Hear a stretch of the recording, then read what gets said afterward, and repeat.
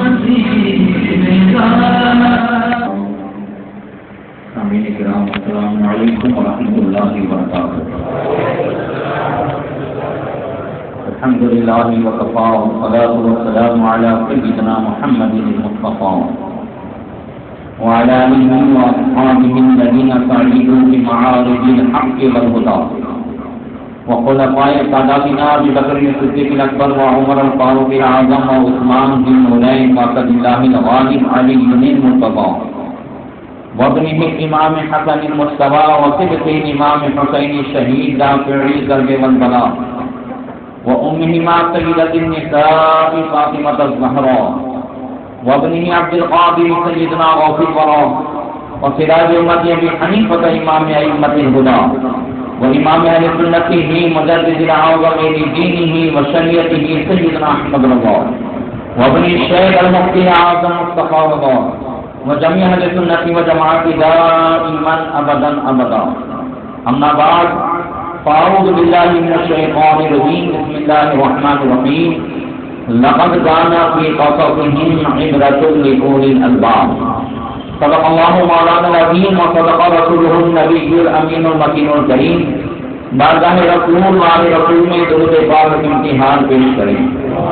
اللهم صل على سيدنا مولانا محمد وعلى آله وسلم وآله وصحبه وبارك وسلم. صلاة وسلام عليك يا رسول الله. سید الشہداء حضرت امام حسین اور تمام شہداء کے وہ بڑا رضوان اللہ تعالیٰ کی مجمعین کی بارگاہ میں مراد سراجی عقیدت پیش کرنے کے لیے حاضر ہوئے. مولا کریم اپنے حبیب صلی اللہ علیہ وسلم کے صدقے میں شہداء کربلا کے صدقے میں ہماری حاضری کو قبول فرمائیں. اس محفل کو دنیا و آخرت میں ہم سب کے لیے ذریعہ نجات بنائیں. شہداء کربلا کے فیضان سے ہم سب کو مالا مال فرمائیں اور ان کے بتائے ہوئے راستے پر چل کر ہم سب کو زندگی گزارنے کی توفیق عطا فرمائیں.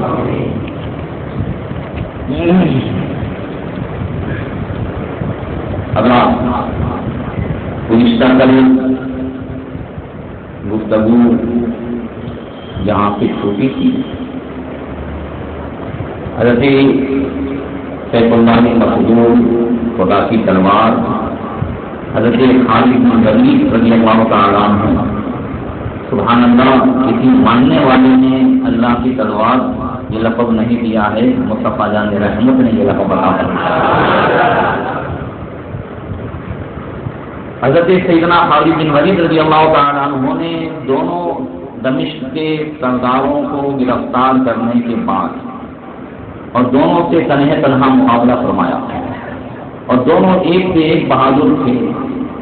اور اسی دوران امیر الامت حضرت ابو عبیدہ بن جراح رضی اللہ تعالیٰ عنہ یہ بھی وہ عظمت والے صحابی ہیں کہ ان کو بھی امین الامت کا لقب مصطفیٰ جان رحمت نے عطا فرمایا. امت کے امین ہیں بڑے بزرگ صحابی حضرت سیدنا خالد بن ولید رضی اللہ تعالیٰ عنہ چونکہ امیر لشکر بنائے گئے تھے. توجہ دیجیے گا. اور حضرت امیر الامت جو ہیں وہ اتنے عظمت والے صحابی اللہ کے رسول صلی اللہ علیہ وسلم نے جن کو اتنا اونچا لقب عطا فرمایا مگر پھر بھی امین الامت حضرت خالد بن ولید رضی اللہ تعالیٰ عنہ کے لیے گھوڑے سے اترنے لگے تو حضرت خالد بن ولید نے کہا امیر الامت مجھے شرم آتی ہے اور اترنے نہیں دیا. حضرت خالد بن ولید رضی اللہ تعالیٰ عنہ کے لیے بھی فوراً دوسرا گھوڑا لایا گیا کہ آپ سوار ہوئے اور دونوں گفتگو کرتے ہوئے اپنے سینے کی طرف تشریف لے گئے. اس وقت جتنے بھی رومی تھے اسرائیل کے گرفتار ہونے اور اسلامی نئے لشکر کے آنے پر وہ سب کے سب قلعے کی طرف بھاگے. ان کی پوزیشن یہ تھی کہ قلعے کے دروازے پر گھسنے کے لیے ایک دوسرے کو قتل کر رہے تھے اور اندر گھسے. انہوں نے دروازہ بند کر دیا. اب یہ دونوں سردار جو تھے حاکم دمشق اسرائیل وہی گرفتار ہوا تو انہوں نے ہرقل بادشاہ روم کا داماد جس کا نام توما تھا اس کو عارضی طور پہ ٹائمپرری اپنا سردار بنا لیا, حاکم بنا لیا اور دوسرے دن اس کی سپہ سالاری میں یہ لوگ قلعے سے باہر نکلے. جیسے ہی قلعے سے باہر نکلے حضرت خالد بن ولید رضی اللہ تعالیٰ عنہ نے پھر سے سب بندی کی. اب اسلامی لشکر تقریباً 40,000 سے زیادہ ہو چکا تھا۔ یہ سب باہر نکلے اور اتنی شدت کے ساتھ حضرت خالد بن ولید رضی اللہ تعالیٰ عنہ نے حملہ کیا کہ دوپہر تک یعنی ظہر تک وہ لوگ قلعے کی طرف بھاگے، شام کا بھی انتظار نہیں کیا اور قلعے کا دروازہ بند کر دیا۔ کافی رومی باہر رہ گئے، وہ مارے گئے، کچھ لوگوں نے چھلانگیں لگائی، گرے، بہت سارے رومی مارے گئے اور انہوں نے پھر پر چڑھ کر کے پھر حملہ شروع کیا، دفاعی کیا، جو بھی کیا۔ ایک دو دن ایسے گزرے تو حضرت خالد بن ولید رضی اللہ تعالیٰ عنہ نے اپنی امت سے مشورہ کیا کہ کیا مناسب یہ نہیں ہے کہ ہم لوگ ابھی دمشق سے چلے جائیں اور پھر واپس آئیں؟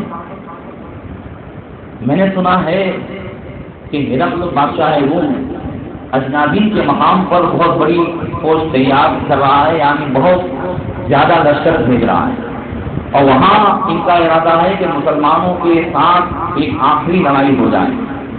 تو اس لیے کہ وہ اس طرف آئیں اس سے پہلے ہم سامنے سے جائیں تاکہ انہیں نہ محسوس ہو کہ ہم ان سے ڈر رہے ہیں، اور ڈر بھی نہیں رہے تھے۔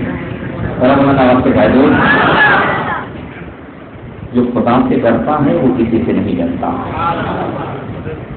حضرت امین الامت نے فرمایا ابا سلیمان، بات یہ ہے، حضرت خالد بن ولید کی کنیت تھی ابا سلیمان، بات یہ ہے کہ ہم یہاں پہ ان کا محاصرہ کیے ہوئے ہیں، ابھی دمشق چھوڑ کے چلے جائیں گے تو یہ لوگ ہم کو بزدل سمجھیں گے، ہو سکتا ہے پیچھے سے حملہ کر دیں۔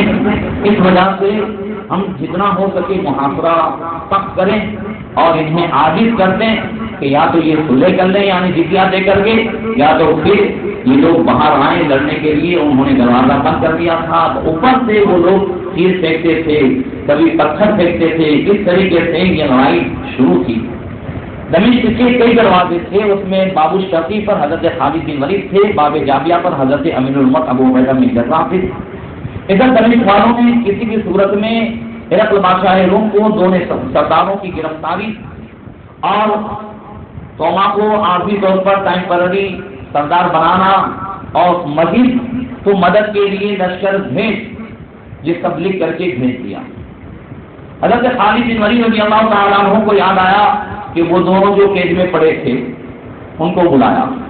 آپ نے سوچا کہ کسی بھی صورت میں ان کے دل کو اور صدمہ پہنچایا جائے، دونوں کو بلایا اور دونوں کے سامنے اسلام پیش کیا۔ دونوں نے انکار کر دیا اور اپنی شناختوں پر رہے، تو آپ ان کے قلعے کی دیوار کے سامنے دونوں کو لائے اور سب کے سامنے ان دونوں کی گردن اڑا دی۔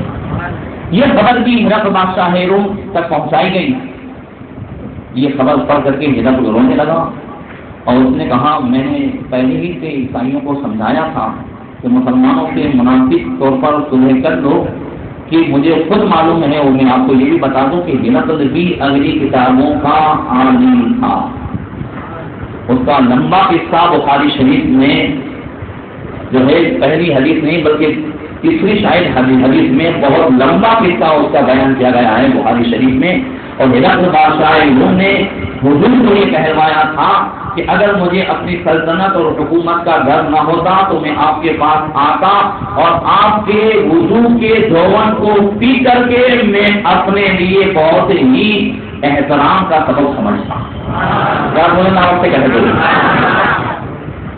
تو وہ بھی جانتا تھا، اس لیے بار بار کہتا تھا کہ میں نے تم کو بار بار سمجھایا، مگر آپ کو یہاں اور کربلا کے واقعے میں دونوں میں کڑی یہ جوڑنی ہے کہ ہرقل بھی جانتا تھا اور بہت سارے عیسائی سردار سب جانتے تھے کہ اسلام سچا مذہب ہے، مسلمان پورے سیریا پر غالب آ جائیں گے، مگر دنیا کی لالچ،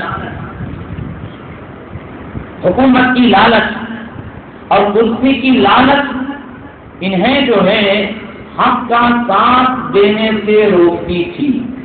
اسی طریقے سے عمر بن سعد جو کربلا کے میدان میں امام حسین کے مقابلے کے لیے آیا، یہ عمر بن سعد بھی کوئی ایسا نہیں تھا، یہ وہ صحابی رسول کا بیٹا کہ پوری دنیا کہتی ہے فدا کا ابی و امی یا رسول اللہ، بلند آواز سے کہتے ہیں، مگر یہ وہ صاحب بھی کا بیٹا ہے سعد بن ابی وقاص کا کہ آقا کریم صلی اللہ علیہ وسلم حج کے میدان میں جن کو تیر دیتے جاتے تھے اور کہتے جاتے تھے پیدا کا ابھی و امی یا سعد علمی یا سعد، اے سعد میری طرف سے حملہ کر، میری طرف سے تیر پھینک، میرے ماں باپ تجھ پہ قربان، ساری دنیا کہے یا رسول اللہ ہمارے ماں باپ آپ پر قربان، اور سعد بن ابی وقاص ایسے خوش نصیب صحابی ہیں کہ حضور فرمائے میرے ماں باپ تجھ پر قربان۔ اور رشتہ داری بھی تھی امام حسین سے، بہت نزدیک سے پہچانتا تھا عمرو بن سعد حضرت امام حسین کو، حسین یزید کی طرف سے ایران کی طرف بھیجا گیا تھا۔ عبید اللہ بن زیاد کو جب معلوم ہوا تو اس نے بلایا اور یزید کی طرف سے یہ پروانہ کیا گیا تھا کہ اگر ایران جا کر کے تو جہاد کرے تو طے کی حکومت جو آج طاہران ہے وہاں کی حکومت تجھے دی جائے گی۔ اور جب عبید اللہ بن زیاد کو معلوم ہوا کہ امام حسین یہاں آئے ہوئے ہیں کربلا کی سرزمین پر، تو اس نے عمرو بن سعد کو بلایا اور کہا ایران جانا بھی چھوڑ دے، ابھی اتنا لشکر میں نے کربلا میں اتارا ہے، ان سب کی باغ ڈور کو سنبھال اور یہ 4000 لشکر اور لے۔ تو اس نے کہا یہ رہنے دو، میں جہاں جاتا تھا وہاں جانے دو۔ کہا نہیں تو پھر حکومت کا پروانہ جو دیا ہے یزید نے واپس لا، اگر نہیں جانا ہے حسین کے مقابلے میں تو حکومت کا پروانہ واپس لا۔ تو کیا کہتا ہے ایک رات سوچنے کو۔ رات کو اس کے سگے بھانجے مغیرہ نے کہا ماموں جان اگر یزید اور عبید اللہ پوری دنیا کی حکومت دے دے تب بھی حسین کا مقابلہ مناسب نہیں ہے، اگر مقابلے میں نہیں جاؤ گے تو حکومت ٹوٹے گی اور جاؤ گے تو آخرت ٹوٹ جائے گی، جنت ٹوٹ جائے گی۔ کہاں میں بھی سوچتا ہوں، گھر والوں نے بھی سمجھایا مگر دیکھو دنیا کی لالچ۔ صبح اٹھ کر کے عبید اللہ بن زیاد سے کہتا ہے کہ میں تیار ہوں، میں کیا ہوں تیار ہوں۔ اللہ تعالیٰ ارشاد فرماتا ہے کہ من کانا یرید ثواب الدنیا نؤتیہ منہا ومن کانا یرید ثواب الآخرۃ نؤتیہ منہا۔ جو دنیا کا ثواب چاہتا ہے، جو دنیا چاہتا ہے ہم اسے دنیا دیتے ہیں، جو آخرت چاہتا ہے ہم اسے آخرت دیتے ہیں، ٹھیک ہے۔ مگر اہل بیت کے مقابلے میں جانے والوں کے لیے تاریخ گواہ ہے کہ آخرت تو چھوٹی، مگر جس کے لیے انہوں نے آخرت کو چھوڑا وہ دنیا بھی ہاتھ میں نہیں آئی۔ بولو بات صحیح ہے کہ نہیں؟ دنیا ہاتھ میں آئی، بولو حکومت ملی نہیں، بس اسی کو سامنے رکھیے اور یاد رکھیے کہ اگر ہم نے دنیا کے لیے آخرت کو چھوڑا ہے تو دونوں برباد ہو جائیں گے۔ اس لیے اللہ تعالیٰ ہمیشہ ہماری توجہ آخرت پر کرنے کی توفیق عطا فرمائے۔ جب سارے مسئلے حل ہوتے تھے نا، صحابہ کرام تابعین تبع تابعین سارے مسئلے حل کرتے تھے تو ان کی نظر ایک پر تھی، وہ ہے آخرت۔ انشاءاللہ تعالیٰ آگے اس پر گفتگو کروں گا۔ ہرقل بادشاہ جانتا تھا، اس لیے اس نے کہا کہ میں نے بار بار اسرائیلیوں کو سمجھایا مگر یہ نہیں سمجھے، اگر مجھے جو ہے اپنی حکومت کے تعلق سے ڈرنا ہوتا تو میں خود مسلمانوں کے مقابلے کے لیے جاتا، اور اگر یہ بھی نہ ہوتا تو پھر میں دنیا چلا جاؤں اپنے باپ دادا کے وطن میں، وہاں جا کر کے رک جاؤں اور یہ سب کچھ چھوڑ دوں۔ تو اس کے ارکان سلطنت نے کہا کہ ہرقل اگر تو مسلمانوں کو اتنی اہمیت دیتا ہے تو تیرے پاس ایک سے ایک سردار ہے، تو ہم کے حاکم وردان کو کیوں بھول گیا ہے؟ ارے وہ ایک ایسا تھا کہ جس نے ہر موڑ پر تجھے فتح دلائی ہے، تو اس کو یاد کیوں نہیں کرتا؟ ہرقل نے کہا یہ بات تو صحیح ہے، ہم کے حاکم وردان کو بلایا، وہ ہے ہم کی سرزمین، دعا کرو اللہ تعالیٰ امام حسین کے صدقے میں سیریا کی سرزمین ہری بھری فرما دے۔ 5 سال پہلے جب میں گیا تھا، اللہ اکبر، آج بھی مجھے وہ منظر سامنے آتا ہے۔ ہم صدیقی کی ایک مسجد میں حضرت سیدنا خالد بن ولید رضی اللہ تعالیٰ عنہ کا مزار ہے، بڑا سے میں نے حاضری دی ہے۔ بغل ہی میں ان کے صاحبزادے عبدالرحمان بن جو ہے خالد کا جو ہے مزار ہے۔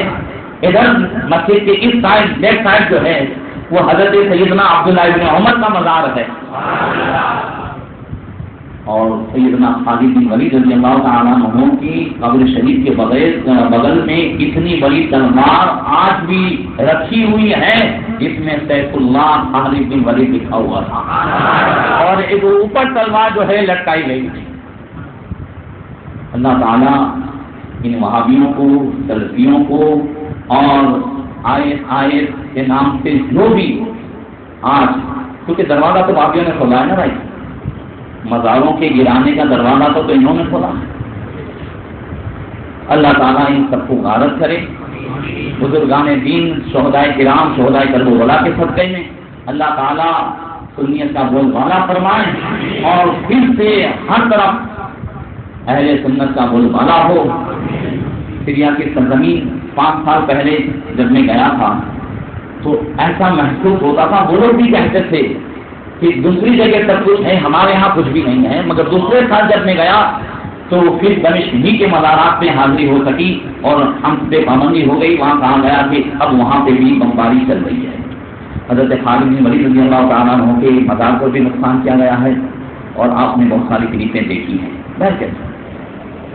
ہم کے حاکم وردان کو بلایا ہرقل بادشاہ نے اور کہا کہ وردان،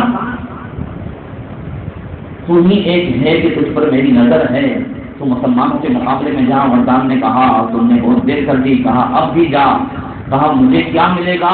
تو ہرقل بادشاہ نے کہا کہ اگر تو نے مسلمانوں کو سریا سے بھگا دیا اور مسلمانوں کو تو نے اگر شکست دے دی اور ان کے سردار خالد بن ولید کا سر میرے پاس لے آیا تو میں جو ہے وعدہ کرتا ہوں، دستاویز لکھ دیتا ہوں کہ جتنے بھی شہر اب تک مسلمانوں نے فتح کیے ہیں وہ سب میں تجھے دے دوں گا، اور میرے بعد لکھ کے جاتا ہوں کہ کوئی سریا کا بادشاہ ہوگا تو ہی ہوگا۔ یہ سودا ہوا اور وردان تیار ہوا۔ وردان کو 12,000 کی فوج دی، 12,000 کا لشکر دیا، اور وہ لے کر کے دمشق کی طرف روانہ ہوا۔ 20 یا 21 دن ہو گئے دمشق کے محاصرے کو۔ حضرت خالد بن ولید نے پھر حضرت امیر الامت سے عرض کی کہ حضور ڈرا جائے۔ آپ نے فرمایا کہ اب اگر ہم جائیں گے تو ان کے حوصلے بلند ہو جائیں گے، ان کو لشکر بھی بھیجا گیا ہے۔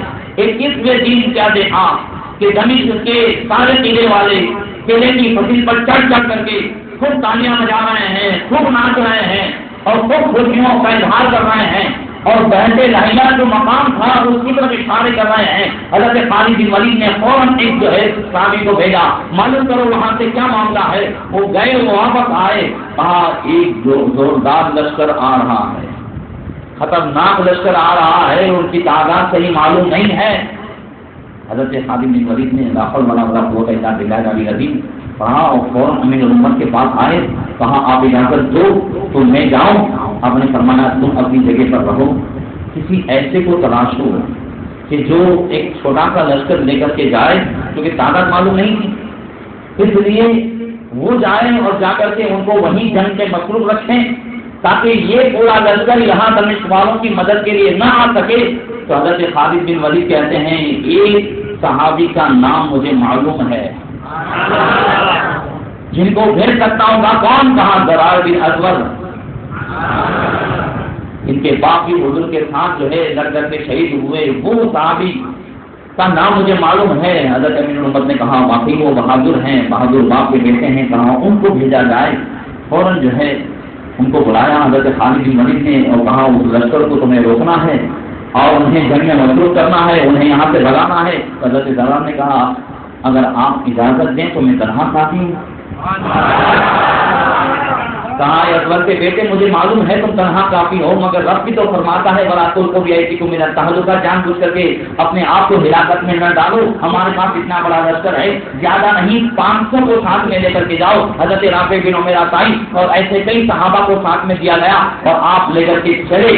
جب آمنے سامنے ہوئے بہت لہیہ کے مقام پر، یہ وہ جگہ ہے جہاں حضرت ابراہیم علیہ السلام کا چچا آزر وہاں بیٹھ کر کے بت بنایا کرتا تھا، مورتیاں بناتا تھا، یہ اسی جگہ کا نام ہے بہت لہیہ۔ وہاں جب پہنچے تو حضرت ضرار بن اسود نے معلوم کرایا کہ معلوم کرو یہ کتنا لشکر ہے، تو خبر ملی 12,000 کا لشکر ہے، اور یہ کتنے تھے؟ 500۔ صحابہ آپس میں بات کرنے لگے، بولے ہمیں حضرت خالد بن ولید کو خبر کرنی چاہیے، ہمیں امت کو خبر کرنی چاہیے۔ چلیے ان کو معلوم نہیں تھا تو انہوں نے 500 بھیجے ہیں اور ہم واپس جائیں یا تو ہم کہیں چھپ جائیں. حضرت زرار بن ازور نے کہا چھپ جانا بھی بزدلی ہے, واپس جانا قرآن کے فرمان کے خلاف ہے, اور جان دے دینا اللہ اس کے رسول کے فرمان کے مطابق. اے صحابہ آج تم ایسے ہی کہو, آج تم ایسے ہی کہو جیسا کہ جو ہے جالوت کے مقابلے میں حضرت طالوت کے لشکریوں نے کہا تھا ربنا افرغ علینا صبرا وثبت اقدامنا. یہ قرآن کی آیت پڑھتے رہو اور اس وعدے کو یاد کرو جو اس کے بعد رب نے فرمایا کہ بہت سی مرتبہ ایسا ہوا ہے کہ چھوٹے سے لشکر کو اللہ تعالیٰ نے بڑے بھاری لشکر پر فتح عطا فرمائی ہے. جب ان پر بھی گھبراہٹ آتی تھی تو حل قرآن سے ڈھونڈتے تھے. ذرا بلند آواز سے کہہ دو, ان پر بھی کوئی مصیبت آتی تھی تو حل کہاں ڈھونڈتے تھے؟ میں نے کہا تھا کل کہ ہر سمسیا کا حل مصطفیٰ کی تعلیم میں ہے, ہر پرابلم کا حل جو ہے مصطفیٰ کی تعلیم میں ہے. بہرکہ پاک کریم صلی اللہ علیہ وسلم نے ایسی ایسی تعلیم دی ہے, صحابہ ہمیشہ جو ہے اس کی طرف نظر رکھتے تھے. حضرت زرار بن ازور نے کہا میں لڑوں گا, جس کو ساتھ آنا ہو وہ آئے. حضرت رافع بن عمیرہ بھائی نے کہا میں بھی آپ کا ساتھ دوں گا. 500 کے 500 اس میں سے ایک بھی واپس نہیں ہوا. سامنے آپ سوچیے 12,000 کا لشکر ہے اور ان کو سنبھلنے کا بھی موقع مسلمانوں نے نہیں دیا. وردان اتنا مشہور بہادر سردار, اس نے جب دیکھا کہ مسلمان بالکل ایسے ہے جیسے آٹے میں نمک, تو کہا ان کو بھیجو, ان کو یہ کر دو وہ کر دو. حضرت زرار بن ازور نے دیکھ لیا وہی سردار ہے جس نے تاج پہنا ہے. آپ نے حضرت زرار بن ازور نے نہ لوہے کا لباس پہنا تھا, نہ ٹوپی پہنی تھی, صرف ایک تہبند پر تھے اور گھوڑے پر دن بھی نہیں, ننگی پیٹ پہ سوار تھے. اور آپ نے ادھر حملہ کیا, ادھر مارا ادھر مارا. وردان جو اب تک کہہ رہا تھا کہ ان کو گھیر لو, ان کو مار ڈالو, ایک بھی بچنے نہ پائے, ایک بھی بچنے نہ پائے, پیچھے ہٹنے لگا. تو اس کے ساتھیوں نے پوچھا کہ سردار آپ پیچھے کیوں ہٹ رہے ہیں, اور اس کو نہیں دیکھ رہے جو میری طرف آ رہا ہے. حالانکہ خود جو ہے لوہے کے لباس میں مضبوط تھا, اس کے ارد گرد بڑی فوج تھی, مگر ایسا خوف مولانا روم فرماتے ہیں ان ہے بدل حق درس نہیں. یہ جو خوف ہے وہ بناوٹی خوف نہیں ہے, یہ جو ہیبت ہے وہ کوئی بناوٹی ہیبت نہیں ہے, یہ حق کی ہیبت ہے. تو وہ کہتا ہے کہ تم دیکھ نہیں رہے ہو. حضرت زرار بن ازور پھر بھی بڑھ رہے ہیں. اس کے ساتھیوں نے حضرت زرار بن ازور کو بہت روکنا چاہا, مگر آپ پھر بھی بڑھ رہے ہیں. یہاں تک کہ جب وردان کے بیٹے, نوجوان بیٹا تھا جس کا نام حمران تھا, اس نے جب دیکھا کہ میرے باپ کی طرف بڑھ رہا ہے تو وہ مقابلے کے لیے آیا. جب آپ نے دیکھا تو اس پہ حملہ کیا, اور اس نے حضرت زرار بن ازور پہ حملہ کیا تو آپ کا جو نیزہ تھا اس کا پھر ٹوٹ گیا اور آپ کے ہاتھ میں ایسے ہی لکڑی رہ گئی. اور آپ نے دوسرے ہاتھ سے وار کر کے عمران کے 2 ٹکڑے کر ڈالے. اس کے 2 ٹکڑے تو کیے, مگر پورے وردان کے ارد گرد جتنی فوج تھی سب ٹوٹ پڑی. اب آپ کے ہاتھ میں ہتھیار نہیں تھے اور حضرت زرار بن ازور کو گرفتار کر لیا گیا.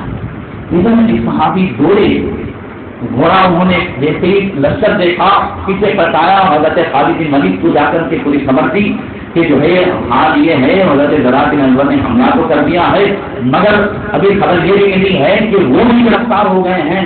تو حضرت خالد نے پھر اور پھر آپ حضرت امیر امت کے پاس آئے. آپ نے فرمایا تم جلدی اپنی جگہ کسی کو رکھو.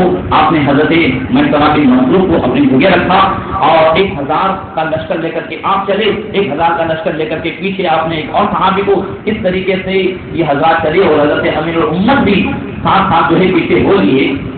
حضرت خالد بن ولید جب پہنچے تو راستے میں حضرت خالد بن ولید نے دیکھا کہ ایک ایسا سوار کہ جو اپنے چہرے کو بھی چھپائے ہوئے ہے اور پورے گھوڑے پر ایک دم اس طریقے سے بیٹھا ہے جو اپنے آپ کو چھپائے ہوئے ہیں, اور حضرت خالد بن ولید کے بھی آگے آگے جا رہا ہے اور رومیوں کے لشکر میں گھس کر کے یہی سوار کسی کو منہ نہیں دکھا رہا ہے، مگر جو رومی سامنے آئے اس کے 2 ٹکڑے کر رہا ہے، ادھر مارے ادھر مارے ادھر مارے۔ تو حضرت رافع بن عمر طائی کہتے ہیں کہ میں نے سوچا یہ خالد بن ولید ہے، میں ان کے قریب گیا تو دیکھا خالد تو میرے بغل میں ہے، تو میں نے کہا یہ کون ہے؟ کہا ہم بھی کب سے سوچتے ہیں، ہمارے آگے آگے تھا، ہم نہیں سمجھ پا رہے ہیں کون ہے۔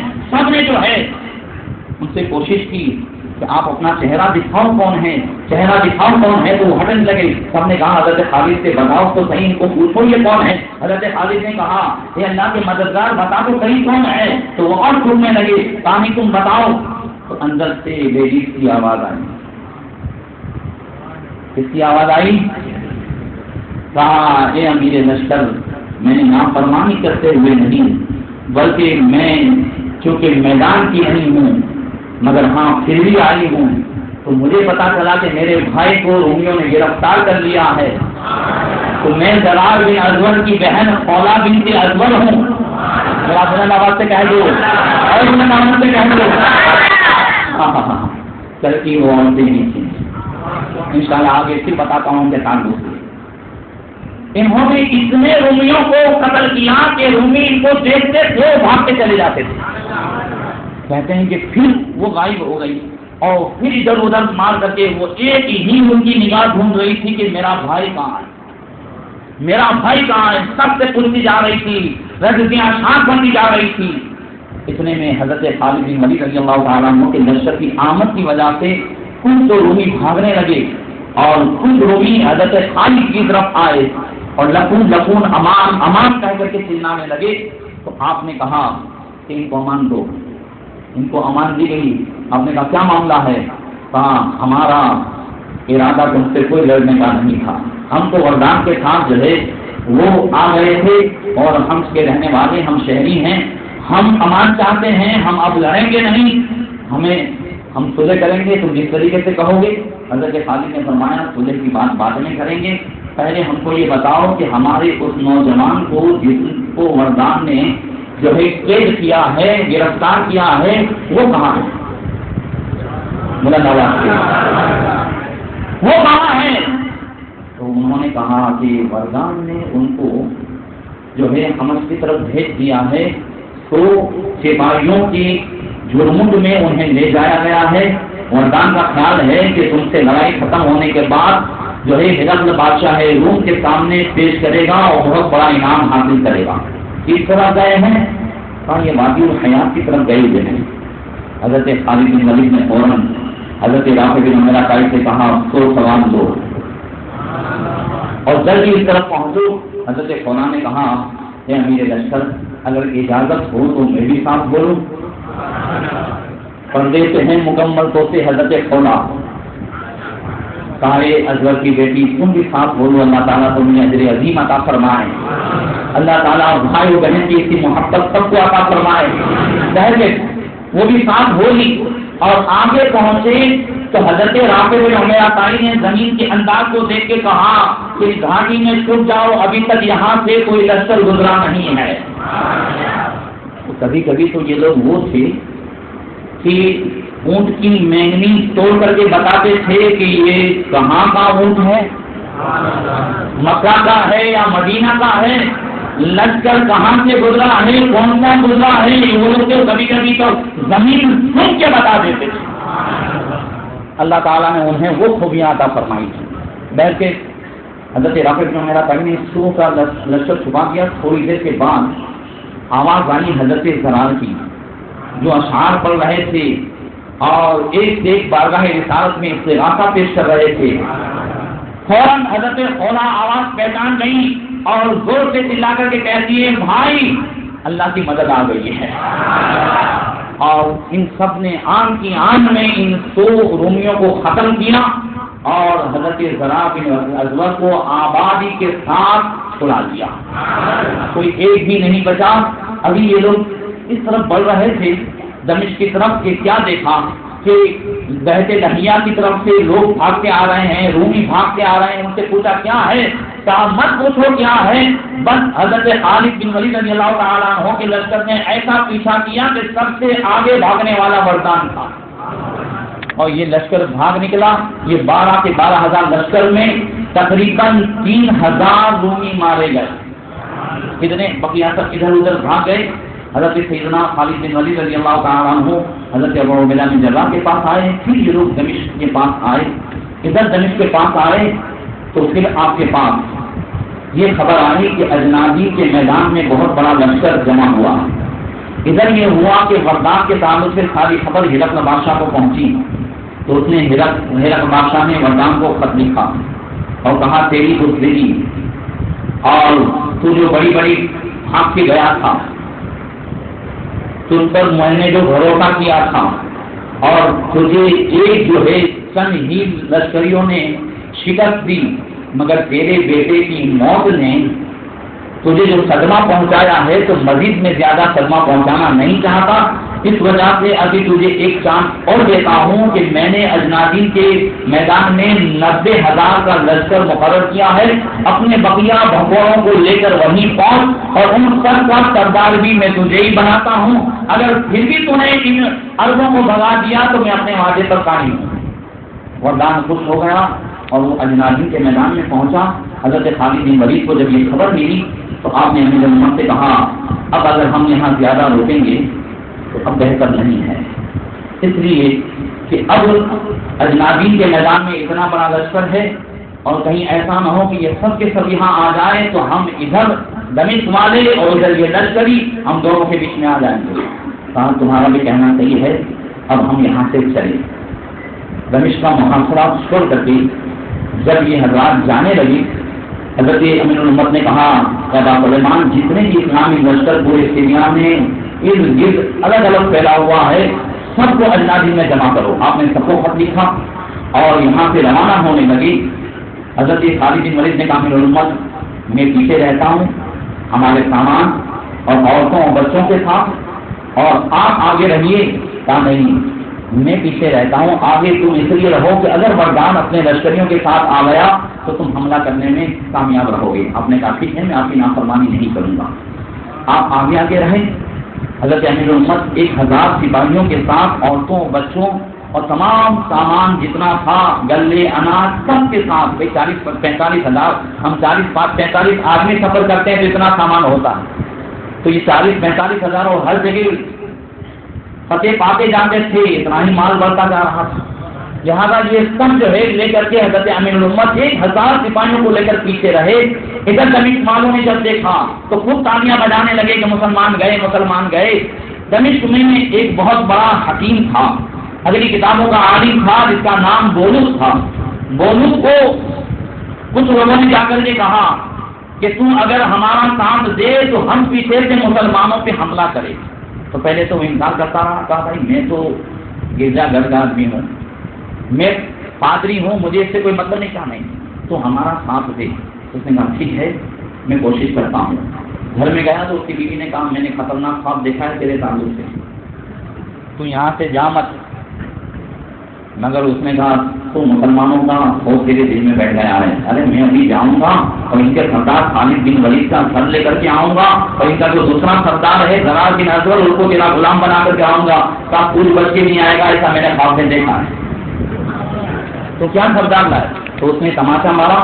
تو اس نے کہا جا میں نے نصیحت کا حق ادا کر دیا, تو جا. یہ گیا, اس کا بھائی فطرت ساتھ میں تھا. 16,000 کا لشکر لیا. کتنا؟ اس میں 6,000 گھوڑے سوار تھے اور 10,000 پیدل کی فوج. 6,000 کو لے کر یہ بولو حضرت امیر المومنین ابو عبیدہ بن جراح پر اس نے حملہ کیا اور عورتیں اور بچے جہاں تھے وہاں 10,000 کا لشکر لے کر کے یہ فطرت اس نے گھیراؤ کر لیا اور ساری عورتوں اور بچوں کو گرفتار کر لیا. ادھر اس نے گھیراؤ کیا اور عورتوں بچوں کو گرفتار کا مطلب یہ ہے کہ اپنے پورے احاطے میں گھیرے میں لے لیا. کسی کو ہتھکڑیاں نہیں پہنائی مگر یہ ہے کہ قید کر لیا. اب ادھر حضرت امیر المومنین بڑی چیز عالم ہے مگر پھر بھی آپ لڑ رہے ہیں. 6,000 کا یہ لشکر ہے. فوراً ایک صحابی دوڑتے ہوئے حضرت خالد بن ولید کے پاس گئے اور جا کر خبر دی. حضرت خالد نے پھر لا حول ولا قوت الا باللہ العلی العظیم پڑھا اور پھر آپ حضرت رافع بن عمر عطائی ان سب کو لے کر 1,000 کے سوار کے ساتھ آئے. آپ نے 1,000 کو اس طرف بھیجا جہاں فطرت 10,000 کا لشکر لے کر کے عورتوں بچوں کو گھیرے ہوئے تھا. اور ادھر بولوس کے پاس آئے اور اس پر حملہ کیا. 6000 میں سے شور میں بتاتا ہوں کہ 100 رومی بچے ورنہ سب مسلمانوں نے جہنم میں پہنچا دیا. بولا نواز سے کہہ دو. بولوس گرفتار ہوا, اس کو بھی حضرت خالد بن ولید قتل کر رہے تھے. اس نے کہا دیکھو تمہارے عورتیں بچے سب ہمارے قبضے میں ہیں, مجھے زندہ رکھو, میں زندہ رہوں گا تو تمہیں کام آؤں گا. آپ نے کہا اسے گرفتار کر دو. اسے گرفتار کیا. ادھر پطرس نے جتنی بھی عورتیں اور بچوں کو سب کو گھیرے رکھا تھا. حضرت خالد بن ولید زرار بن ازور یہ سب قریب پہنچے تو دیکھا کہ تلواریں چل رہی ہیں, لکڑیاں چل رہی ہیں, دھول اڑ رہی ہے. تو کہنے لگے ارے کوئی اسلامی لشکر دوسرا آ گیا. تو حضرت رافع بن عمرہ طائف سے کہا جا کر کے معلوم کرو معاملہ کیا ہے. وہ واپس آئے تو ہماری عورتیں ان سے لڑ رہی ہیں. 10,000 کا لشکر ہے, عورتیں لڑ رہی ہیں. معاملہ یہ ہوا تھا کہ ادھر حضرت خولا, حضرت غفیرہ اور بہت ساری جو ہماری اسلامی بہنیں تھیں ان سب کے تعلق سے ان عیسائیوں نے بدتمیزی کی. پطرس نے کہا کہ کوئی خولا کو ہاتھ نہ لگائے, وہ میرے لیے ہے, وہ فلانی میرے لیے ہے. اس طریقے سے بدتمیزیاں کرنے لگی اور ان کے عزت سے کھیلنے لگے. تو حضرت خولا نے ساری عورتوں کے درمیان تقریر کی اور فرمایا ہماری عزت کہاں گئی, ہماری غیرت کہاں گئی. یہ جو ہے جہنمی کتے ہماری عزت سے کھیل رہے ہیں اور ہم چپچاپ بیٹھی ہیں. تو حضرت غفیرہ بنت جو ہے ابو غفار طائی نے کہا ارے بولا بات یہ ہے کہ ہمارے پاس نہ تلوار ہے نہ ہتھیار ہیں, ہم کس سے یہ سینے کی لکڑیاں کب کام آئیں گی. تمہاری بات صحیح ہے, سینے کی لکڑیاں لی اور جو لوگ سامنے آیا اس طریقے سے مارا کہ فوراً وہ گرا, وہ سامنے آیا. نے کہا یہ سب کیا ہوا ہے. کہا یہ مسلمان کی عورتیں جو ہیں یہ ہماری سپاہیوں کو مار رہی ہیں, گرا رہی ہیں.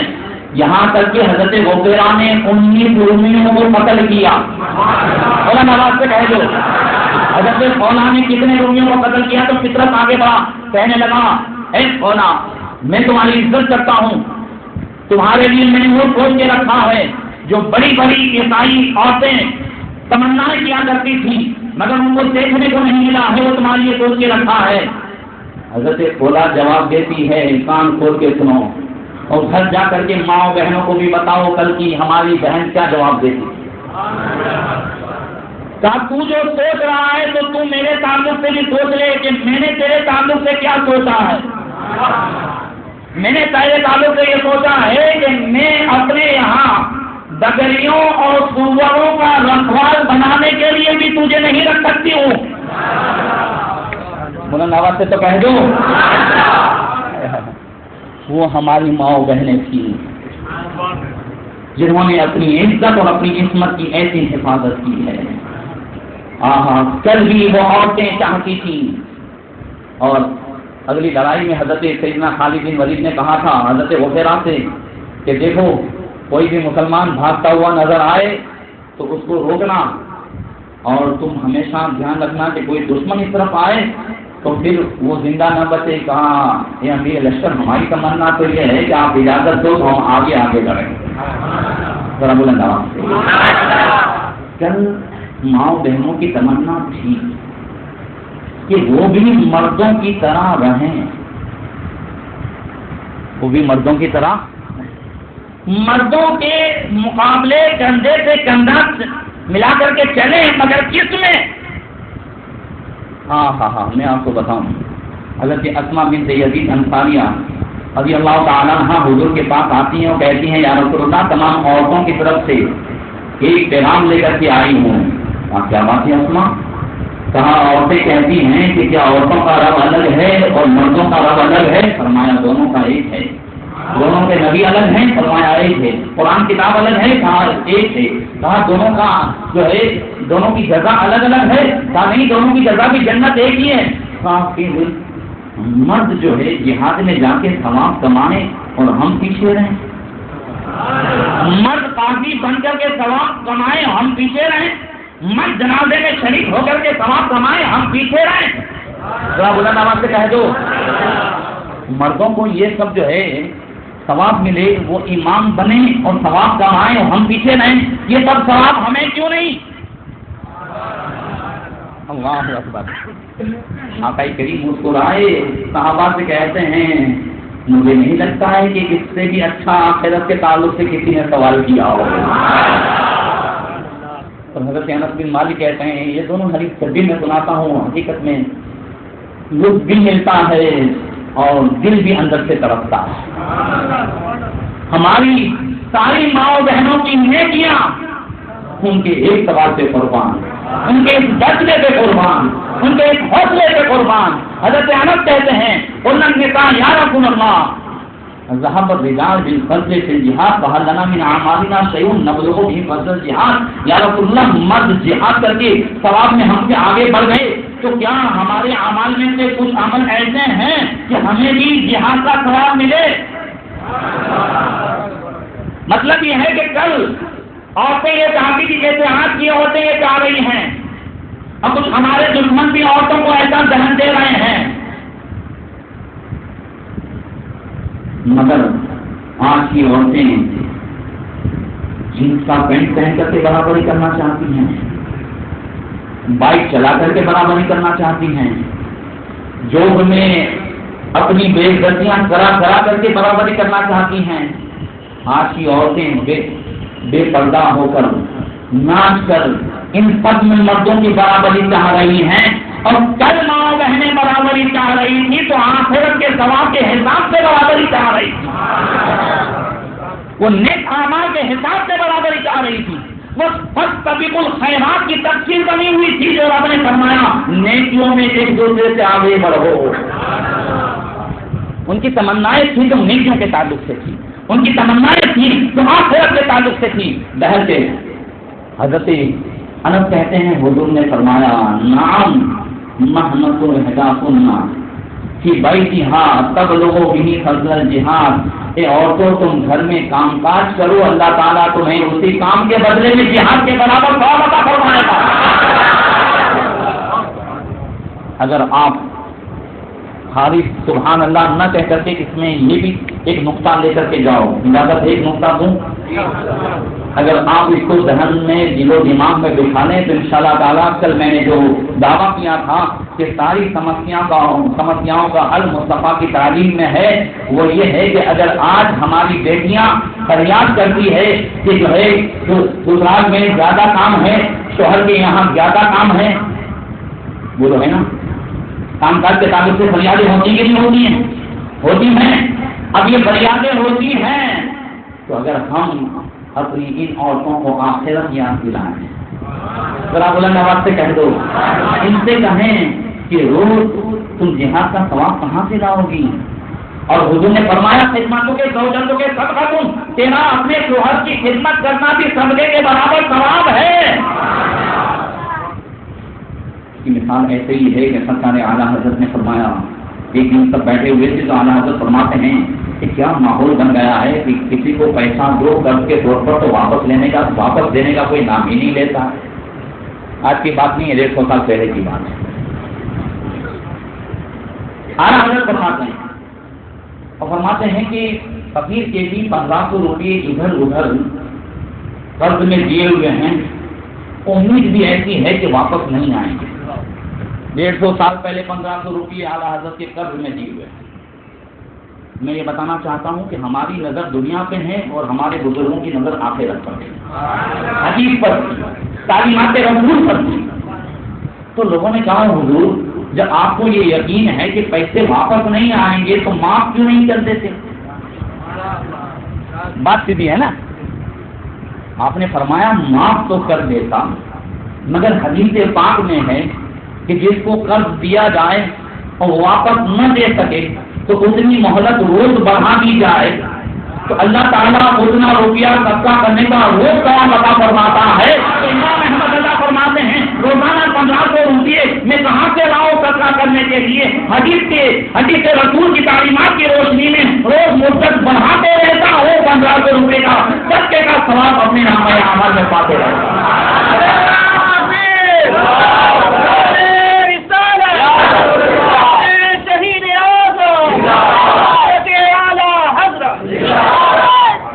ہمارے بزرگوں کی نظر آخرت پر تھی تو آج ہم بھی اپنی ماؤں بہنوں کو اگر یہ سمجھائیں کہ روزانہ صدقہ کہاں سے کرو گی، اتنا ثواب کہاں سے پاؤ گی، اپنے شوہر کی خدمت کیا کر، اللہ صدقے کے برابر ثواب عطا فرمائے گا، تو گھر میں کام کاج کیا کر اللہ جہاد کے برابر ثواب عطا فرمائے گا۔ ہر ایک تو نہیں ہے جو کام والی بھیجے، بولو ہر ایک کام والی بھیج سکتا ہے؟ یہ اللہ کے رسول صلی اللہ تعالی علیہ وسلم ایک لونڈی دے سکتے تھے حضرت فاطمہ الزہرا کو، حضور ایک غلام دے سکتے تھے حضرت فاطمہ الزہرا کو، مگر حضور نے تسبیح فاطمہ بتا کر قیامت تک آنے والی ہماری ماؤں بہنوں کی دلجوئی فرمائی ہے کہ سب تو نوکرانی اور سب تو کام والی نہیں رکھ سکیں گی، جب وہ غریب عورتیں تھکیں گی تو اے فاطمہ تمہارے طبقے میں تمہاری تعلیمات پر اور سنت پر عمل کر کے اگر یہی تسبیح فاطمہ پڑھتی رہے تو ان کی بھی تھکن دور ہو جائے۔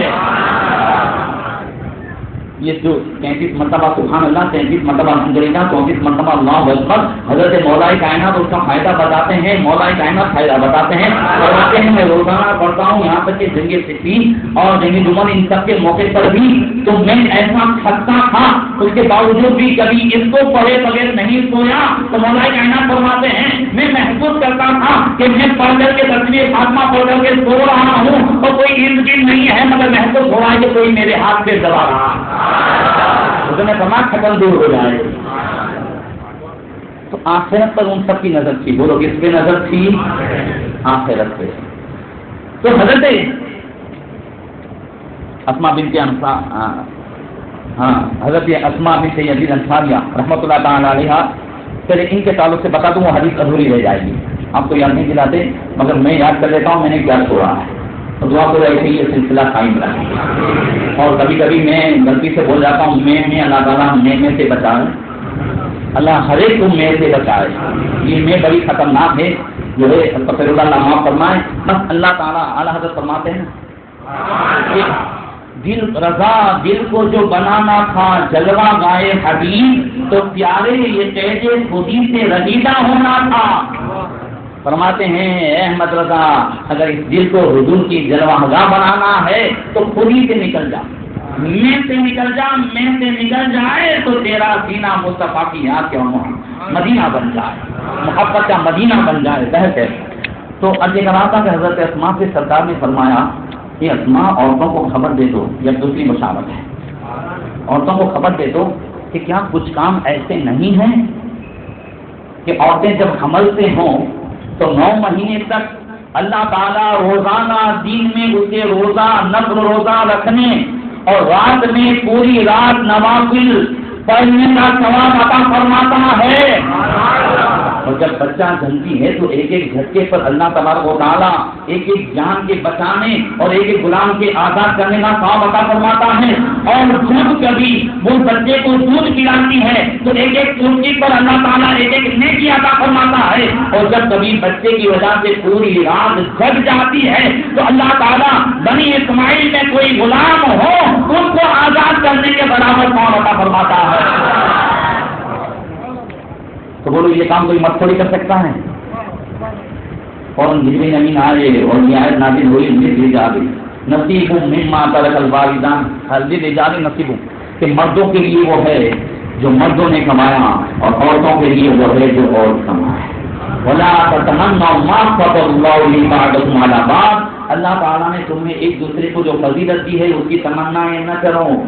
آج عورتیں تمنائیں کرتی ہیں نا، ظاہر کہ اللہ تعالیٰ ہماری ماؤں بہنوں کو سمجھنے کی توفیق عطا فرمائے۔ مجھے بیچ میں بہت ساری باتیں کہنی ہوتی ہیں مگر چاہتا بھی ہوں کہ انشاءاللہ آخری 2 دنوں میں کربلا کے بعد کے واقعات آپ تک پہنچاؤں، ذرا بولا نواز سے کہہ دو ٹھیک ہے انشاءاللہ۔ تو اب جلدی جلدی اس کو ختم کرنے کی کوشش کرتا ہوں۔ حضرت سیدنا خالد بن ولید رضی اللہ تعالیٰ عنہ کو آ کر کے خبر دی کہ ہماری عورتیں اپنی عصمت اور عزت کی حفاظت کے لیے لڑ رہی ہے۔ آپ پہنچے، جب فطرت کو معلوم ہوا کہ اسلامی لشکر آ پہنچا ہے، آگے آگے یہ لوگ تھے اور پیچھے 1000 کا، ان کے پیچھے 1000 کا، اس طریقے سے لشکر تھا، تو کہنے لگا اے عورتوں ہمارے بھی گھر میں ماؤں بہنیں ہیں، اب میری نیت گزر گئی ہے، نیت اچھی ہو گئی ہے، لہذا میں نے تمہارے مردوں کو گفٹ دے دیا اور میں تمہیں جو ہے گفٹ دیتا ہوں۔ خدا سے کہا میں نے جو ہے تم کو گفٹ دے دیا حضرت فلان نے کہا بھائی ادھر آ جاؤ، اتنا سننا تھا تو یہ کانپنے لگا اور کہنے لگا کہ اے فلاں میری نیت اچھی ہو گئی، میرے گھر میں بھی ماں بہنیں ہیں، تو میں نے تجھے جو ہے تیرے بھائی کو گفٹ دے دیا ہے۔ حضرت فلاں نے بات کی حضرت زرار کی نظر سے، تو آپ نے سب سے پہلے اس پہ حملہ کیا، تو کہنے لگے آپ پوچھو میں آپ کو آپ کی بہن جو میرے قبضے میں تھی میں گفٹ دیتا ہوں، اب تو گفٹ دے رہا ہے تو مجھے بھی تو تجھے کوئی گفٹ دینی ہوگی۔ بولے ہم تو قرآن پہ عمل کرنے والے ہیں، قرآن فرماتا وَإِذَا حُيِّيتُم بِتَحِيَّةٍ فَحَيُّوا بِأَحْسَنَ مِنْهَا أَوْ رُدُّوهَا، جب کوئی گفٹ دے تحفہ دے تو یا تو اس کے بدلے کا دو یا بہتر دو۔ ذرا اور بلند آواز سے کہے گا۔ ہر وقت ان کی نظر قرآن پہ ہوتی تھی۔ حضرت امام حسین بیٹھے ہوئے ہیں، سیدنا انس بن مالک کہتے ہیں کہ ان کی لونڈی نے حضرت امام حسین کو ایک گلدستہ پیش کیا، پھولوں کا گجرا پیش کیا۔ امام حسین نے اشارے سے کہا جاؤ آزاد، جاؤ آزاد۔ تو حضرت انس بن مالک جانتے تھے نا کہ ایک لونڈی کو خریدنا اس کی قیمت ہوتی تھی اتنی زیادہ، تو حضرت انس بن مالک کہتے ہیں کہ چھوٹا سا تحفہ اور اتنا بڑا انعام۔ تو حضرت امام حسین کہتے ہیں ہمارا کوئی کام قرآن کے خلاف نہیں ہوتا ہے، قرآن نے تعلیم دی ہے جب کوئی گفٹ دے تو اس کے بدلے میں اتنا دو یا اس سے زیادہ دو۔ تو حیو بِأَحْسَنَ مِنْهَا کہ اس سے بہتر دو۔ تو چونکہ اب اس نے مجھے پھولوں کا یہ گلدستہ دیا ہے تو میرے پاس اس سے بڑھ کر اور کچھ نہیں تھا کہ اسے آزاد کر دوں۔ ذرا بلند آواز سے تو مزاج حسین ملا، امام حسین کا مزاج ملا کہ ان کی بارگاہ میں جب کوئی نذرانہ پیش کیا جائے تو بہتر بدلہ عطا فرماتے ہیں۔ ہم نے غلامان حسین آج جو بھی یہ نذرانے پیش کر رہے ہیں، اپنا وقت دے رہے ہیں، ذکر حسین کر رہے ہیں، جو بھی کر رہے ہیں، انشاءاللہ تعالیٰ امام حسین اپنے مزاج کے مطابق قیامت میں اتنا بدلہ نہیں دیں گے جتنا ہم کر رہے ہیں، اس سے بہتر بدلہ دیں گے۔ وہ یہ ہے کہ نانا کی بارگاہ میں عرضی کرا کر کے ہم سب کی شفاعت کروا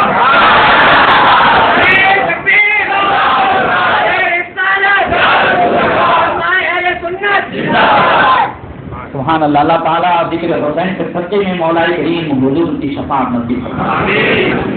بہت راز بن اکبر نے کہا کہ اس کا بہتر بدلہ بہتر گفٹ یہ ہے کہ میں تیرے خاندان والوں کو تیرا سر دوں۔ اب اس پہ حملہ کیا اور اس کے دو ٹکڑے کیے اور ان تمام 10,000 میں سے بھی جو ہے کچھ بھاگ نکلے، بقیہ سب کے سب ختم ہوئے اور کچھ ان کے ہاتھ میں نہیں آیا۔ من کان للہ کان اللہ لہ، جو اللہ کا ہو جاتا ہے ساری خدائی اس کی ہو جاتی ہے۔ سوچو تو صحیح، 1,000 اسلامی لشکر جو پیچھے تھا عورتوں بچوں کی نگرانی میں، ان کی پیچھے 16,000 اللہ نے کیسی مدد فرمائی۔ بیٹھے اس کے بعد بولو اس کے پاس گئے، اس کو اسلام پیش کیا تو اس نے انکار کر دیا، تو فرمایا کہ بولے میرے بھائی کے ساتھ کیا تھا، تیرے بھائی کا دیکھ یہ سب ہے، تو مجھے بھی اس کے ساتھ اس کے پاس پہنچا دو۔ تو آپ نے کہا پہنچ تو جہنم میں۔ حضرت خالد بن ولید نے اسے بھی ختم کیا اور پھر آپ لشکر لے کر کے اجنابی کی طرف روانہ ہوئے۔ جب آپ اجنابی پہنچے تو 90,000 کا لشکر پہلے ہی سے موجود تھا۔ حضرت خالد بن ولید رضی اللہ تعالیٰ عنہ نے اسلامی لشکر کی سب بندی کی اور دوسرے دن صبح دونوں لشکر آمنے سامنے ہوئے۔ عادت کے مطابق ان کا ایک پادری باہر نکلا لشکر کے بیچ میں سے اور پہلے جیسے سوال جواب ہوتے تھے ویسے ہی سوال جواب ہوئے۔ حضرت خالد بن ولید نے ایک ہی بات رکھی کہ یا تو اسلام قبول کرو یا جزیہ دو یا لڑنے کے لیے تیار ہو جاؤ۔ اس کا نام تخفہ تھا۔ اس نے خالد بن ولید سے کہا کہ تم امیر لشکر ہو؟ آپ نے فرمایا اس وقت تک امیر ہوں جب تک اللہ رسول کے حکم کا پابند ہوں، اور نہ فرمانے کرو تو میں امیر لشکر نہیں لے جاتا، میں سردار نہیں لے جاتا۔ تو اس نے کہا کہ تم اپنے دین کے پابند ہو اس لیے ہر میدان میں کامیاب ہو۔ تو ہماری قوم ذلیل اس لیے ہو رہی ہے کہ انہوں نے اپنے مذہب میں ملاوٹ کر دی ہے اور تم نے اپنے مذہب کو ملاوٹ سے پاک رکھا ہے۔ اب اس پر بھی آیتیں پیش کرتا رہوں گا تو پھر ٹائم بہت زیادہ جائے گا، گھر کے تو اب تو تھوڑا 5-10 منٹ زیادہ لوں گا میں انشاءاللہ، ٹھیک ہے۔ پہلے دن سب سے پہلے حضرت زرار بن ازول نے نکل کر کے، میں نے کل بتایا تھا کہ ایک لڑائی میں حضرت خالد بن ولید نے جان بوجھ کر کے ٹائم گزارنا چاہا، تو حضرت زرار نے پوچھا کہ ابا سلیمان کیا معاملہ ہے کہ لشکر آمنے سامنے آپ لڑائی کا حکم کیوں نہیں دیتے؟ کہا میں مغرب کے ٹائم کا انتظار کرتا ہوں تاکہ دعا کر لیں۔ تو کہا زرار بن ازول نے آگے کی بات کرتا ہوں، کہا کہ تو پھر آپ مجھے اجازت دیں کہ میں تنہا ان کو مقابلے کے لیے بلاؤں، اس سے ٹائم گزرتا جائے گا۔ کہا ٹھیک ہے۔ حضرت زرار بن ازول جا کے کھڑے رہے تو مردان نے پوچھا یہ کون ہے؟ کہا یہ وہی ہے جس نے تیرے بیٹے کو جو ہے قتل کیا ہے۔ تو اب وہ سن کر کے کوئی آگے نہ آئے۔ حضرت زرار نے جب دیکھا کہ کوئی آگے نہیں آ رہا ہے تو آپ ادھر گھسے ادھر مارا، ادھر گھسے ادھر مارا، کئی جو ہے رومیوں کو آپ نے قتل کیا، اور پھر آپ میدان میں آئے، پھر مانگا تو پھر کوئی نہیں آیا۔ پھر اس کے بعد حضرت رافع بن عمیرہ طائف ہے، انہوں نے ادھر ادھر مقابل مانگا، کوئی نہیں آیا، تو پھر آپ نے دونوں طرف حملہ کیا، کئی رومیوں کو مارا، اور پھر آپ واپس آ گئے۔ اب حضرت خالد بن ولید میدان میں آئے اور آپ نے کہا اے بزدلو، تم نہیں دیکھ رہے ہو کہ ہمارا ایک ایک جو ہے سپاہی اتنے مد مقابل مانگ رہا ہے، تم نہیں آ رہے ہو؟ تو پھر مردان نے ایک کو بھیجا، حضرت زرار بن ازول خالد بن ولید کے پاس آئے، بولے آپ واپس جاؤ، مجھے پھر جو ہے آپ امیر لشکر میں آپ لشکر سنبھالو، مجھے پھر سے میدان میں آنا ہے۔ تو پھر آپ میدان میں آئے۔ اب جب میدان میں آئے تو پھر کوئی نہیں آ رہا، حضرت زرار کو دیکھ کر کے بھی کوئی نہیں آ رہا ہے، تو پھر مردان نے کہا ارے یہ بار بار بلا رہا ہے، تم جا کیوں نہیں رہے ہو؟ جب کسی نے ہمت نہیں کی تو مردان نے کہا اب مجھے جانا پڑے گا۔ تو ایک حاکم نے کہا اے سردار میں جاتا ہوں، ہو گیا۔ حضرت زرار نے ایک ہی رات میں اس کے بھی 2 ٹکڑے کر دیے۔ اب مردان نے کہا مجھے ہی جانا پڑے گا۔ تو عمان کے حاکم ابطفان نے کہا، اس کی گھوڑے کی رکاب چنی اور کہتا ہے ارے اے سردار، میرے ہوتے ہوئے آپ جائیں گے؟ آپ جو ہے بس ایک شرط قبول کر لیجیے، میں ابھی اس کا چل لاتا ہوں۔ کہا کون سی شرط؟ کہا میں اگر اس بدری کا سر لاؤں تو تم مجھے داماد بناؤ گے؟ ان کی شرطیں بھی ایسی تھی۔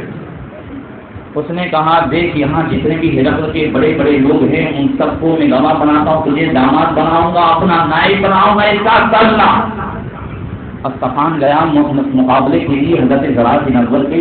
اب یہ بھی بہت بہادر تھا، دونوں میں مقابلہ چلا، تلوار سے اس طریقے سے آگ نکل گئی تھی جو دونوں لشکری دیکھتے تھے۔ حضرت زرار بن ازول کا گھوڑا تھک چکا تھا۔ ادھر سے حضرت خالد بن ولید نے دیکھا کہ حضرت زرار اب حملہ کرنے میں کچھ سست دکھ رہے ہیں، تو پیچھے سے آواز دے کے کہا یہ ازول کے بیٹے، اللہ کے در، اللہ تجھے دیکھ رہا ہے، یہ دوستی کیسی؟ راوی کہتے ہیں حضرت زرار نے دیکھتے ہی یہ سنا کہ اللہ سے ڈر کانپنے لگے اور مسلسل حملہ کرنے لگے۔ اب آپ کا گھوڑا ہے، دونوں کے گھوڑے تھک چکے تھے۔ اب اس نے اشارہ کیا سفان نے کہ نیچے آؤ، اب میدان میں لڑیں گے۔ حضرت زرار کا گھوڑا تو اتنا تھک چکا تھا کہ ایک قدم آگے نہ بڑھے۔ آپ اترنا چاہتے تھے کہ آپ نے کیا دیکھا کہ ابطفان کا ایک غلام ایک اچھا تازہ گھوڑا لے کر کے اس کی مدد کے لیے آ رہا ہے۔ اب جب یہ گھوڑے پر سوار ہو جائیں تو آپ کا گھوڑا تھک چکا تھا۔ اب آپ نے کیا علاج کیا؟ دل سنبھالو، گھوڑا ایک قدم نہیں بڑھ رہا ہے اور ادھر اس کا گھوڑا آ رہا ہے۔ آپ نے اپنے گھوڑے کے کان میں کہا اے گھوڑے میرا ساتھ دے، اور وہاں تک مجھے ساتھ دے، اگر تم نے ساتھ نہیں دیا تو میں قبر رسول پر تیری شکایت کروں گا۔ بس اتنا کان میں کہنا تھا کہ وہ گھوڑا جو ایک قدم آگے نہیں بڑھنے پا رہا تھا، اتنا تھک چکا تھا۔ روایتوں میں ہے کہ فوراً اس گھوڑے نے چھلانگ لگائی، قبر رسول کا نام سن کر کے چھلانگ لگائی اور حضرت زرار کو اڑتا ہوا جیسے لے گیا۔ حضرت زرار فوراً اس کے غلام کے پاس پہنچے اور اس کو ایک تلوار کے 2 ٹکڑے کیا اور ابطفان کے لائے ہوئے گھوڑے پر خود سوار ہو گئے۔ کل جانور بھی یہ جانتے تھے کہ نبی کا غلام ہے، بولو جانتے تھے کہ نہیں؟ اور اگر ان سے کہا جاتا تھا نبی سے شکایت کر دو تو اس میں بھی ہمت آ جاتی تھی، اس کی بھی سستی ختم ہو جاتی تھی۔ اے مسلمان تھوڑی دیر کے لیے سوچ، جب ایک جانور کے کان میں کہا جائے کہ نبی سے قبر رسول، حضرت زرار صحابی ہیں، ان کا عقیدہ ہے کہ قبر رسول پہ جا کے شکایت کروں گا، حضور سنتے ہیں، اور حضرت زرار کے گھوڑے کا بھی عقیدہ ہے کہ حضور کل اور جانوروں اور اونٹنیوں ان سب کی فریاد سنتے تھے، تو آج قبر رسول میں بھی سن رہے ہیں۔ اللہ اکبر، اللہ اکبر۔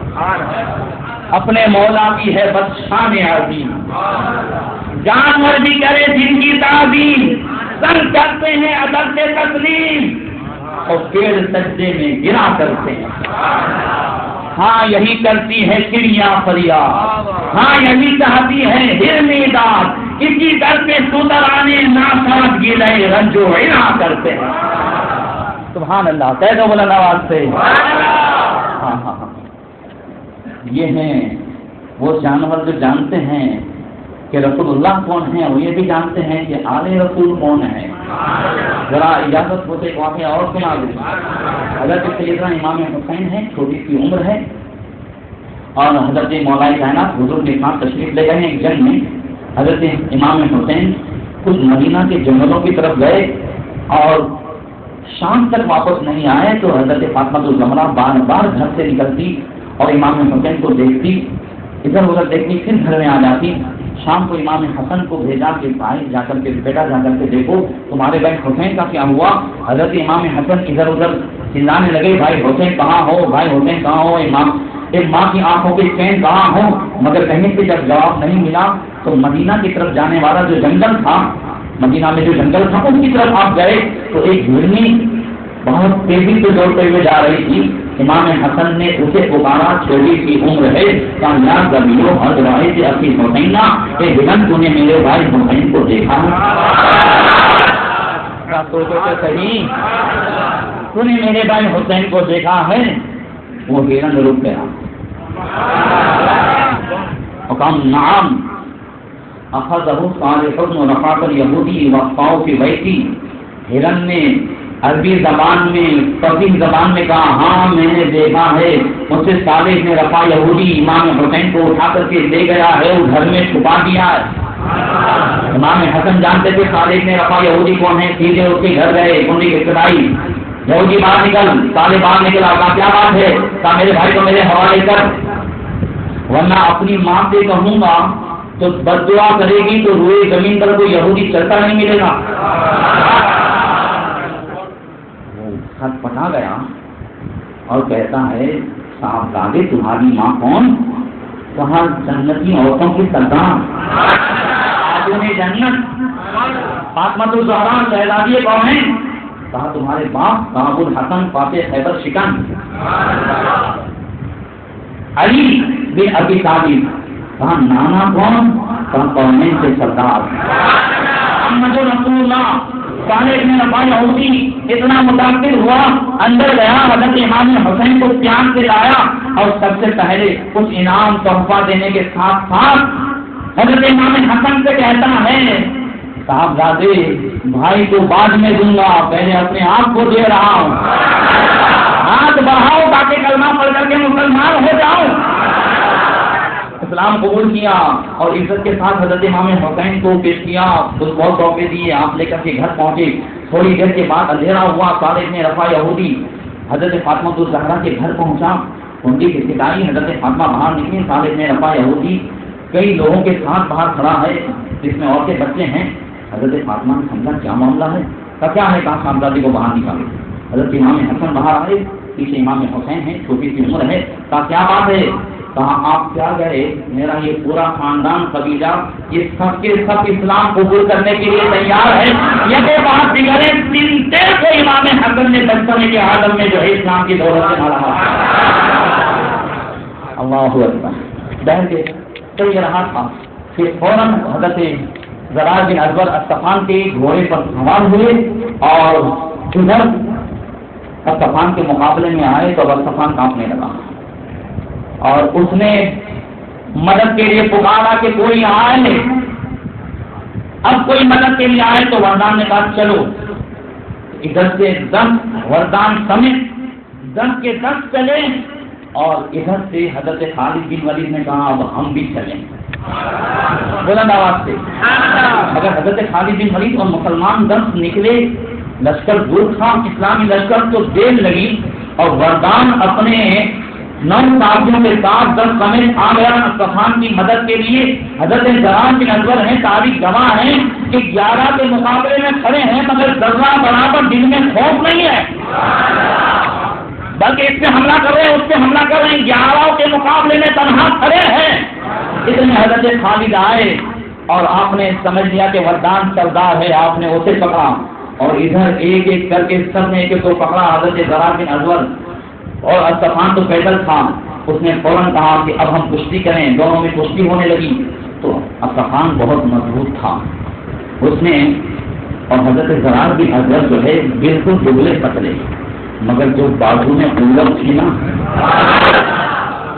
وہ کسی جھیم کی قوت نہیں تھی، اور جن کی بھی طاقت نہیں تھی، وہ ایمان کی طاقت۔ اس وجہ سے حضرت زرار بن ازور نے، اس نے حضرت زرار بن ازور کو دبانا چاہا، آپ نے اسے اٹھایا اور اس طریقے سے جو زمین پر دے مارا اور اس کے سینے پر سوار ہوئے، وہ اتنا زور سے چلایا، وردان سے کہتا ہے میری خبر لے۔ وردان نے کہا مجھے کون بچائے گا؟ اب اس طریقے سے صفان کا کام تو آپ نے تمام کر دیا، اس کے 2 ٹکڑے کیے، اور ادھر جب دیکھا کہ جو ہے صفان کو ختم کر دیا گیا، تو پورا رومی لشکر ان 10 کی طرف بڑھا۔ اسلامی لشکر نے دیکھا تو یہ بھی حضرت ابو عبیدہ بن جراح کے حکم سے اس طرف بڑھے، اور دونوں لشکر آمنے سامنے ہوئے۔ پھر کیا ہوا آئندہ تک